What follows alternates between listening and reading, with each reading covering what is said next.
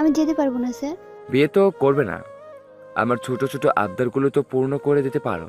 চৈতালির খুব ভয় হচ্ছে। আবিরকে সে যতই ভালোবাসুক না কেন, আবির এখনো চৈতালির কাছে অপরিচিত একটা ছেলে। এভাবে অপরিচিত একটা ছেলের সাথে একা একটা মেয়ে যাবে, ভাবতেই চৈতালির গায়ে কাঁটা দিয়ে উঠল। তুমি ভয় পাচ্ছ চৈতালি, ওই ওপরওয়ালার কসম তোমার এতটুকু ক্ষতি করব না, আর এতটুকু ক্ষতি হতেও দিব না। সময় নষ্ট করো না প্লিজ, আমি বেশি সময় নেব না। অনেক বুঝিয়ে চৈতালিকে রাজি করালো আবির। চৈতালির ভয়ে পুরো শরীর কাঁপছে। আবির বাইকে উঠে বসলো। চৈতালি ধীর পায়ে আবিরের পেছনে বসলো। আবিরকে ধরলো না, বাইকের পেছনে শক্ত করে ধরে আছে চৈতালি। 30 মিনিট পরে শহর থেকে একটু গ্রামের দিকে এসে আবির বাইক থামিয়ে দিল। ধান কাটা ফসলের ফাঁকা মাঠ পড়ে আছে। গ্রামের চিকন আঁকা বাঁকা রাস্তা। রাস্তা দিয়ে দু একজন মানুষ হেঁটে যাচ্ছে। চলো, কোথায়? গেলেই দেখতে পাবে। আবির হাঁটতে শুরু করলো। চৈতালি আবিরের পিছনে পিছনে গেল। 2 মিনিট পরে একটা বিশাল মাঠের সামনে এসে দাঁড়ালো দুজন। পুরো মাঠ মানুষ কিচকিচ করছে। হরেক রকমের দোকান বসেছে। চারিদিকে বাচ্চারা ছুটোছুটি করছে। বাহারি রকমের ফুলের গাছ। নাগরদোলা থেকে বাচ্চাদের চিৎকার শোনা যাচ্ছে। বড়রা বড়রা মজা করে হইচই করে উঠছে। চারিদিক থেকে গরম জিলাপির সুঘ্রাণ ভেসে আসছে। ফুচকাওয়ালার দোকানে জমেছে ভিড়। বসেছে বাহারি রকমের সাজসজ্জার দোকান। চৈতালির সব চিন্তা নিমেষেই উবে গেল। উৎফুল্ল হয়ে মেলার মধ্যে প্রবেশ করলো। স্যার, এটা গ্রামের মেলা তাই না? এটা কোন স্কুল? আমার এক বান্ধবী আমাকে গ্রামের মেলা সম্পর্কে বলেছিল, আমাকে কিছু ছবিও দেখিয়েছিল, তাই আমার বুঝতে বাকি রইল না এটা গ্রামের মেলা। আমার অনেক দিনের ইচ্ছে ছিল জানেন, আমি গ্রামের মেলাতে আসবো। ভেবেছিলাম আমি ভাইয়া ভাবিকে নিয়ে আসবো। আমি ছোটবেলায় তান্নাকে নিয়ে আসছিলাম, কাচের চুড়ি কিনে নেই নাই বলে মাটিতে গড়াগড়ি করে কান্না করেছিল। চৈতালির কেন জানি আবিরের কথায় মন খারাপ হলো না। আগ্রহ নিয়ে বলল, আমি বুঝি না ভাবি এত কাচের চুড়ি করে কেন? কি আছে কাচের চুড়ির মধ্যে? সারাদিন কাচের চুড়ি করে ভাইয়ের সাথে ঝগড়া করে। আজকে ভাবির জন্য কাচের চুড়ি নিয়ে কিনে নিয়ে যাব। একদম না, ও মেয়ে চুড়ি ভেঙে হাত কেটে ফেলবে। ইফাত একদম ঠিক কাজ করে, তান্নাকে চুড়ি না কিনে দিয়ে তুমি চুড়ি নিবে? আমারও কাচের চুড়ি অনেক পছন্দ, তবে ভাবির মধ্যে এত পছন্দ করি না। আমরা ঘুরতে এসেছি, এখন ভাবির কথা বাদ, চলো তোমাকে চুড়ি কিনে দেই। আগ্রহ নিয়ে বলল। বলেই সামনের দিকে এগোতে লাগলো। চৈতালি সবকিছু ঘুরে ঘুরে দেখছে। সবাই তার প্রিয়জনদের নিয়ে ঘুরতে এসেছে। মাঠের এক অংশে স্কুলের সাংস্কৃতিক অনুষ্ঠান হচ্ছে। কেউ নাচ করে নেমে যাচ্ছে, কেউ হাসি মজার নাটক নিয়ে হাজির হচ্ছে। চৈতালি সবকিছু উপভোগ করছে। দুজন মিলে বেশ কিছুক্ষণ মেলায় ঘুরলো। চৈতালি, চৈতালি, চলো চলে যাই। স্যার আরেকটু এখন তোমার দেরি হয়ে যাচ্ছে না? কেউ দেখলে কিন্তু বাসায় বলে দেবে। দিলে দেবে, বকা এমনিও খাবো অমনিও খাবো। শান্তি করে সব কিছু দেখতে দিন, আর একটা নাচ দেখে চলে যাব। পাগল নাকি? আমি পারবো না, চলো, না হলে তোমাকে রেখেই চলে যাব। বলেই হাঁটা শুরু করলো আবির। চৈতালি চুরির দোকানের সামনে দাঁড়ালো। দোকানদারকে বলল, মামা, আমাকে লাল নীল আর কালো রঙের চুড়ি দুটো করে দিবেন। চৈতালির কোনো সাড়া শব্দ না পেয়ে আবির পেছনে তাকালো। চৈতালিকে চুরির দোকানের সামনে দেখে রেগে গেল কিছুটা।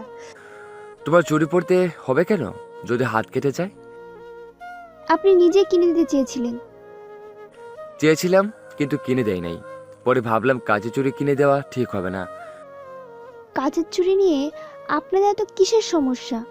কথা কম, কথা কম বলো, তাড়াতাড়ি চুরি হাতে নাও, দ্রুত বাসে যেতে হবে। চৈতালি চুরি নিয়ে 500 টাকার একটা নোট বের করে দোকানদারের কাছে দিল।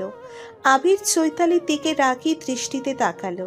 তারপরে দোকানদারকে বলল, মামা, ও টাকা ফিরিয়ে দিন, আমি আপনাকে টাকা দিচ্ছি। শুনুন, আমরা মধ্যবিত্ত হতে পারি, কিন্তু আমার কাছে সবসময় টাকা থাকে। আমি অন্যের থেকে কিছু নেওয়া পছন্দ করি না। ঘুরতে এসেছি, নিজের টাকায় জিনিস কিনতে চাই। মামা, আপনি টাকা খুচরো করে দেন। চৈতালির কথায় আবির একটু অপমান বোধ করল, তবুও কিছু বুঝতে দিল না। চুরি নিয়ে বাসার উদ্দেশ্যে রওনা দিল। ইফাদের কাজ শেষ। খুশি মনে অফিস থেকে বেরিয়ে আসলো। তানহার সাথে ঘুরতে যাবে ভাবতেই মনটা ফুরফুরে হয়ে গেল। তবে বেশি আশা করতে নেই, বেশি আশা করলে তা কখনো পূর্ণ হয় না। সেটা কি আর ইফাত জানতো? চিন্তা করতে করতে কখন সে রাস্তার মাঝখানে চলে এসেছে সেদিকে খেয়াল নেই। যখন খেয়াল হলো তখন একটা গাড়ি এসে ইফাতকে রাস্তার মাঝে ফেলে দিল। মুহূর্তের মাঝেই রাস্তায় রক্তে ভেসে গেল। আশেপাশের মানুষ জড়ো হয়ে গেল। গাড়িওয়ালা ইফাতকে সরতে বলেছিল, ইফাত খেয়াল করে নাই। ইফাতের অসচেতনতার কারণে এত বড় দুর্ঘটনা ঘটে গেল। সবাই মিলে ইফাতকে কাছের একটা হসপিটালে নিয়ে গেল। তানহা ইফাতের জন্য অপেক্ষা করছে, কখন আসবে। বিকেল হয়ে আসছে প্রায়। দুপুর গোসল করে নামাজ পড়ে খেয়ে বসে আছে। ইফাতের কোনো খোঁজ নেই। তানহার মন খারাপ হয়ে গেল। নিজেই ফোন হাতে নিল। ইফাতের নাম্বারে ফোন করলো, কিন্তু অপরিচিত কণ্ঠ ভেসে আসলো। আপনি যাকে ফোন দিয়েছেন উনি অ্যাক্সিডেন্ট করেছে। আপনি ওনার কে হন? তাড়াতাড়ি হসপিটাল চলে আসুন। তানহা একটা চিৎকার দিল। ফোনটা হাতে থেকে বিছানায় পড়ে গেল। উঠে শাশুড়ি মায়ের কাছে যাবে, তার শক্তিটুকুও পাচ্ছে না। পুরো শরীর অবশ হয়ে আসছে, পা যেন চলছে না। শরীরে রীতিমতো কাঁপুনি উঠে গেছে।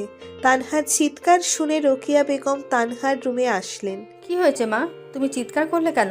আম্মা উনি অ্যাক্সিডেন্ট করেছে, তাড়াতাড়ি ওনার কাছে যেতে হবে, চলুন। বলেই পাগলের মতো চলে যেতে লাগলে রোকিয়া বেগম তানহাকে ধরে ফেলে। বিপদের সময় কজন মানুষ মাথা ঠান্ডা রাখতে পারে? রোকিয়া বেগম ঠান্ডা মাথায় আছেন। তানহার সাথে যদি সেও পাগলামি করে তাহলে সবকিছু ঠিক হয়ে যাবে না। চুপ, কি হয়েছে? কান্না করছো কেন? একটু দাঁড়াও, আমি এখনই আসছি। আমাদের ইফাদের চিকিৎসা এমনি এমনি করে দিবে। খালি হাতে চলে যাব? বলেই নিচের রুমে গেল। কিছু টাকা হাতে নিয়ে বাসায় তালা দিয়ে হসপিটালের উদ্দেশ্যে রওনা দিল। তানহার বুকের ভেতরে ঝড় বয়ে যাচ্ছে। মনটা ইফাতকে দেখার জন্য উতলা হয়ে উঠেছে। ছোট বাচ্চাদের মতো কান্না করছে। রোকিয়া বেগম স্তব্ধ হয়ে গেছেন। মুখে নেই কোনো কথা। বাহিরে যতটা শক্ত দেখাচ্ছে, ভেতর থেকে তিনি দুমড়ে মুচড়ে যাচ্ছেন। অবশেষে হসপিটালে পৌঁছে গেল দুজন।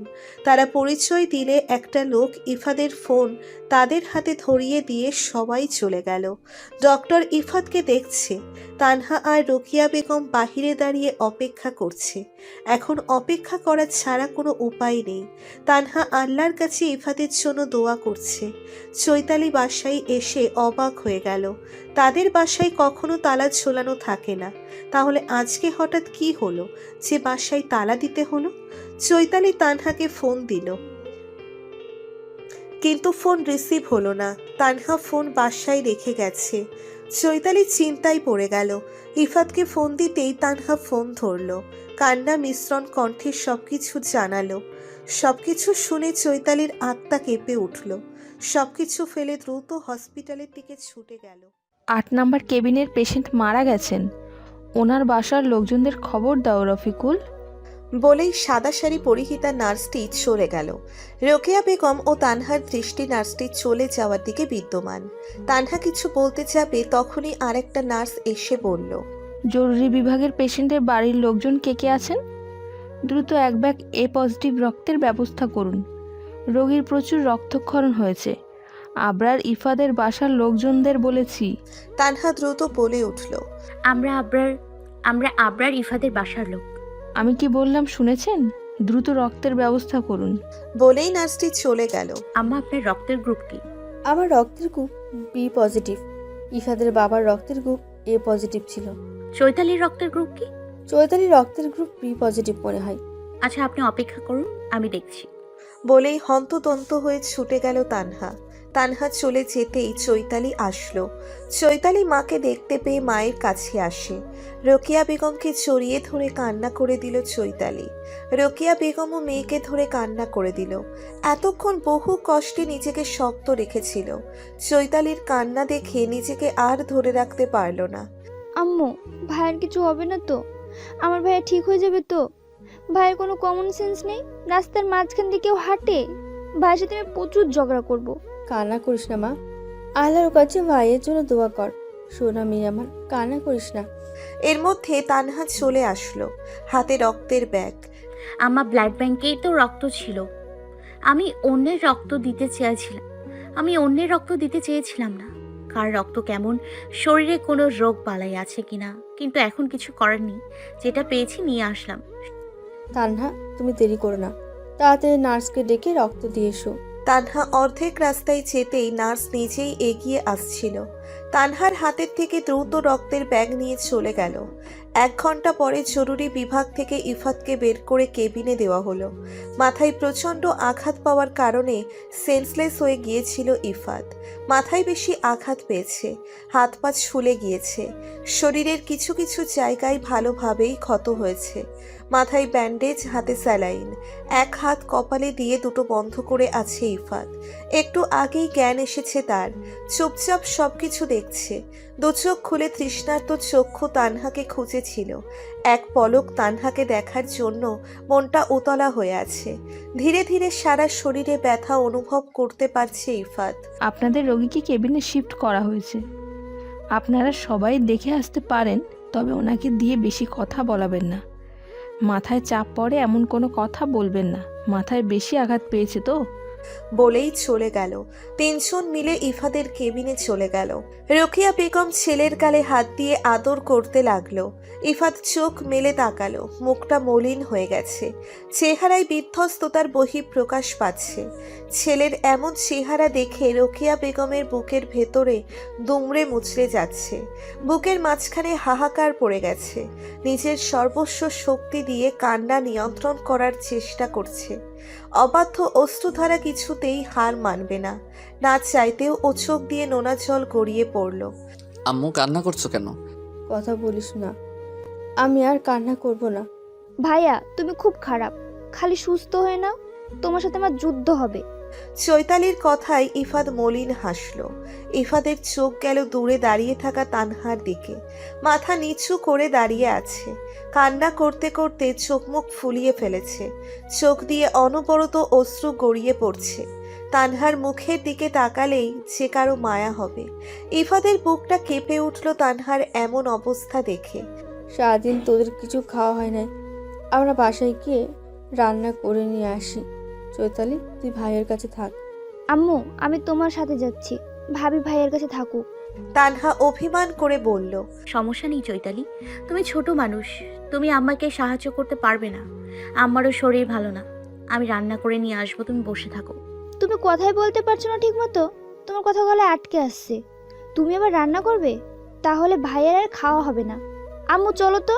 চৈতালি তুমি থাকো, আমি আম্মার সাথে যাচ্ছি, আম্মা চলুন। বলেই রোকেয়া বেগমের হাত ধরে চলে যেতে লাগলো। ইফাত ডাক দিল, তানহা, তুমি থাকো, চৈতালি যাক আম্মুর সাথে। দেখো ভাবি, ভাইয়াকে ডক্টর মাথায় চাপ দিতে নিষেধ করেছে। ভাইয়া যখন বলেছে তুমি ভাইয়ের কাছে থাকবে, তার মানে তুমি ভাইয়ের কাছেই থাকবে। বলেই রোকেয়া বেগমকে নিয়ে চলে গেল।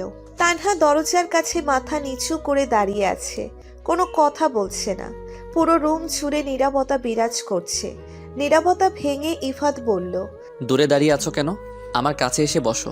তানহা বিনা বাক্যে ইফাদের কাছে গিয়ে বসল। ঘুরতে নিয়ে যাইনি বলে রাগ করেছো? ইফাদের কথা শুনে তানহা অবাকের শেষ পর্যায়ে পৌঁছে গেল। মানুষটা অসুস্থ, উনি এখনো ঘুরতে যাওয়ার কথা ধরে বসে আছেন। খুব রাগ হচ্ছে তানহার। কথা বলবেন আমার সাথে? আপনি আমার সাথে কথা বলবেন না। ডক্টর কাউকে কথা বলতে নিষেধ করেছে। সুস্থ হলে ঘুরতে নিয়ে যাব। আপনার কোনো কাণ্ডজ্ঞান নেই, রাস্তার মাঝখানে দিয়ে কেউ হাঁটে?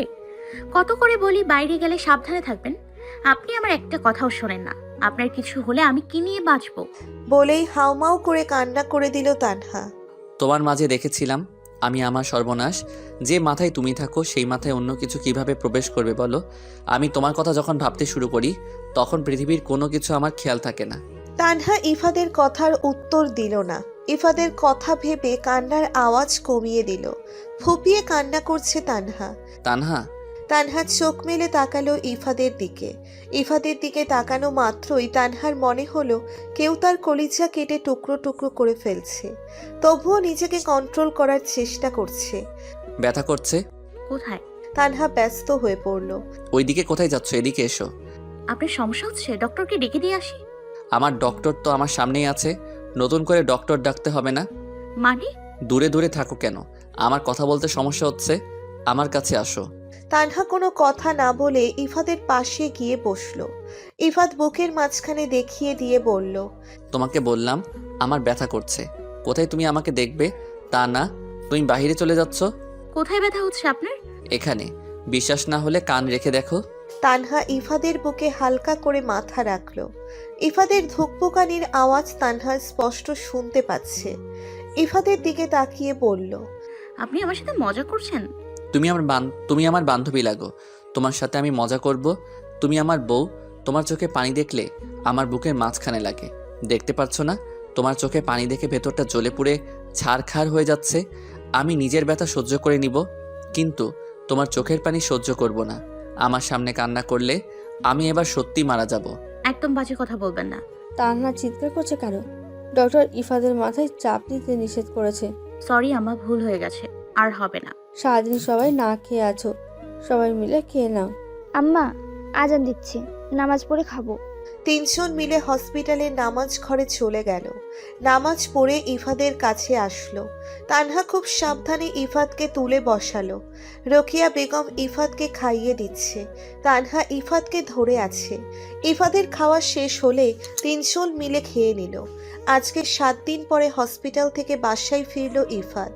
প্রাণ ভরে শ্বাস নিচ্ছে। শরীরে ক্ষত শুকিয়ে আসতে শুরু করছে। শরীরের ব্যথা কমতে শুরু করেছে। তানহা ইফাতকে ধরে বাসার মধ্যে নিয়ে আসছে। এই কয়দিনে ইফাদের যত্নের কোনো কমতি রাখেনি তানহা। ছায়ার মতো পাশে থেকেছে। তানহার প্রতি ইফাদের ভালোবাসা দ্বিগুণ বেড়ে গিয়েছে। এই কয়দিনে চৈতালির অনেক পরিবর্তন লক্ষ্য করেছে তানহা। ইফাদের অসুস্থতার জন্য কিছু বলতে পারে নাই। সারাদিন ফোন নিয়ে থাকে। আগে থেকে ফোন ব্যবহার করা বেশি হয়েছে। পড়াশোনাও কম করছে। চৈতালি, ফোন রেখে পড়তে বসো, যাও। তানহার কঠিন গলা শুনে চৈতালি উঠে চলে গেল। ইফাত তানহার ঘাড়ে ভর দিয়ে নিচে রুমে যাচ্ছে। রুমে এসে বিছানায় বসে পড়ল ইফাত। আমি তোমাকে অনেক কষ্ট দিচ্ছি তাই না তানহা? আমার জন্য ঠিকমতো ঘুমাতে পারো না, সঠিক সময় খেতে পারো না, একটু বিশ্রাম নিতে পারো না, সব সময় আমার সাথে থাকতে হয়। বিরক্ত হয়ে যাও না? আপনি আর আমি কি আলাদা নাকি? আপনি মানেই আমি, আর আমি মানেই আপনি। এখানে বিরক্ত হয়ে যাওয়ার কি দেখলেন? তোমার প্রতি ভালোবাসা দিন দিন বেড়েই যাচ্ছে। আপনি আমাকে ভালোবাসেন, এটা কোনোদিন বিশ্বাস করব না। এটা আমি কথার কথা বলছি। ও, মন খারাপ করলে কেন? ফ্রেশ হয়ে এসো, ঘুমাবে। এই কয়টা দিন একদম ঘুম হয় নাই তোমার। আপনার এত ভাবতে হবে না, রাতে নামাজ পড়ে ঘুমাবো। বলেই রুম থেকে চলে গেল তানহা। ইফাত শব্দ করে হেসে ফেলল। আমি জানি তানহা, তুমি কেন রাগ করেছো। তুমি যতটা চাইছো তার থেকে বেশি কিছু তোমাকে দিব, শুধু সঠিক সময়ের অপেক্ষা। বিছানায় পা তুলতে গিয়ে পায়ে ব্যথা অনুভব করলো ইফাত। অনেক চেষ্টা করেও নিজে নিজে পা তুলতে পারছে না। বাধ্য হয়ে তানহাকে ডাকলো। মেয়েটাকে আর কষ্ট করাতে ইচ্ছে করে না ইফাদের। সেও নিরুপায়। একা একা চলাফেরা করতে সমস্যা হয়। ইফাদের ডাক শুনে রুমে আসলো। কি হয়েছে? রান্না করছি। এত রাগ দেখাচ্ছ কেন? পা তুলতে পারছি না, একটু পাটা বিছানায় তুলে দাও। তানহা যত্ন সহকারে ইফাদের পা বিছানায় তুলে দিল। আমার পিঠের নিচে একটা বালিশ দিয়ে দাও, শুয়ে থাকতে থাকতে বিতৃষ্ণা হয়ে গেছি। তানহা ইফাদের পিঠের নিচে বালিশ রেখে দিল। ইফাত বালিশে হেলান দিয়ে বলল, তুমি চুলে কি শ্যাম্পু ব্যবহার করো? অনেক সুন্দর ঘ্রাণ আসছে। তোমার চুল ঘ্রাণ আমাকে খুব করে টানে, মাতাল করা ঘ্রাণ একদম। প্রথমত আমি চুলে মদ ব্যবহার করি না, যে আমার চুলের ঘ্রাণে আপনি মাতাল হয়ে যাবেন। আর দ্বিতীয়ত, আপনি ছোট মানুষ নাকি যে আমার চুল আপনাকে টানবে আর আপনি চুলের সাথে চড়ে আসবেন? নাটক দেখতে দেখতে বুড়ি হয়ে যাব। বলেই চলে গেল। আল্লাহ, আমার বউ এত চেতে গেল কেন? ইফাত অসহায় দৃষ্টিতে দরজার দিকে তাকিয়ে থাকলো। বালিশের নিচ থেকে ফোন বের করে ফেসবুকে ঢুকলো। অন্ধকার রুমের মধ্যে বসে গান করছে প্রিয়া। প্রিয় মানুষটিকে দূরে সরিয়ে দেওয়ার পর থেকে নিজেকে ঘরবন্দি করে ফেলেছে। সব সময় একা থাকে, গান করে, ইচ্ছে হলে খাবার খায়, না হলে খায় না। বাবা মায়ের অতি আদরের মেয়ে প্রিয়া। মেয়ের করুণ অবস্থা দেখে বাবা মায়ের মনে শান্তি নেই। মেয়ে যেভাবে ভালো থাকে থাকুক, সেজন্য মেয়ের ওপরে কোনো চাপ প্রয়োগ করে না প্রিয়ার পরিবার। তুমি সুখ যদি নাহি পাও যাও সুখের সন্ধানে যাও, তুমি সুখ যদি নাহি পাও, যাও সুখের সন্ধানে যাও। তুমি এখানে বসে বসে তার বিরহে গান করছো? সে সুখের সন্ধান পেয়েছে। প্রিয়া অনির কথায় কান দিল না, ভ্রু কুচকে একবার তাকিয়ে আবার গাইতে শুরু করলো।